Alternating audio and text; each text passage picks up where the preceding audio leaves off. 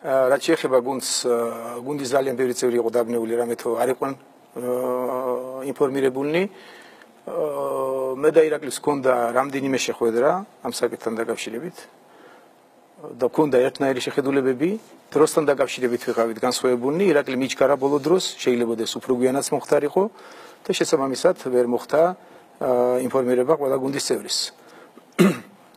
რაც შეეხება ჩემს პოზიციას და ჩემთან კონსულტაციებს და ზოგადად კონსულტაციებს, ვისთანაც კიდევ ჰქონდა ირაკლის და ცდილობენ თქვა ოპონენტები რომ ეს მე მომაწერონ ძირითადად რა თქმა უნდა ეს ესე არაა.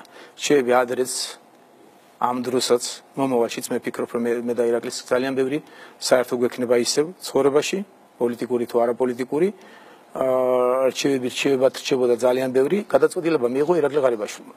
ეს იყო მისი პირადი გადაწყვეტილება.